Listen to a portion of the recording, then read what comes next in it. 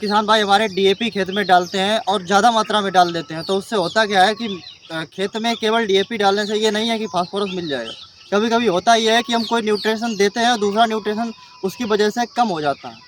देखिए, जैसे कि किचन में खाना रखा हुआ है, जब तक आप उसे बनाएंगे नहीं, यानी अवेलेबल फॉर्म में अपने लिए थाली में नहीं लाएंगे, तब तक आपको खाना नहीं खा पाएंगे। वैसे ही रहता है कि न्यूट्रिशन मिट्टी में पड़ा है, जब तक वो अवेलेबल फॉर्म में पौधों के लिए नहीं होगा, तब तक वो पौधों के लिए कोई काम का नहीं है। ऐसे ही फास्फोरस जब आप लोग ज़्यादा मात्रा में डाल देते हैं, तो होता क्या है, जिंक जो मौजूद होता है मिट्टी में वो कम हो जाता है।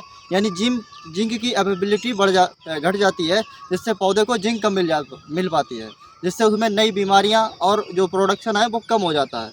तो इसीलिए अगर आप जिंक और फास्फोरस का प्रयोग कर रहे हैं एक साथ, ये मत कीजिए, क्योंकि जिंक फास्फोरस एक साथ मिलाने से क्या होता है कि जहरीलापन मौजूद होता है। जिंक फास्फेट बनाता है, जिससे फास्फीन नाम की गैस निकलती है, जो कि बहुत जहरीली होती है, और जिससे क्या होता है कि पौधा जहरीला होने के चांस होते हैं, मिट्टी भी जहरीली हो जाती है।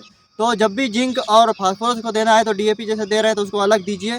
फिर कुछ समय बाद आप उसमें दे सकते हैं अलग से जिंक सल्फेट के रूप में, आप जिंक को दीजिए। और मात्रा हमेशा फास्फोरस की थोड़ी सी कम रखिए, क्योंकि अगर मात्रा ज़्यादा होगी तो अवेलेबल जो जिंक है वो पौधों में कम हो जाती है, जिससे होता क्या है कि आपको एक तरफ नुकसान ही नुकसान देखने को मिलता है, जिससे आपकी लागत बढ़ती है और पैदावार घटती है। जानकारी अच्छी लगी हो तो लाइक ज़रूर करें और शेयर करें। Thank you.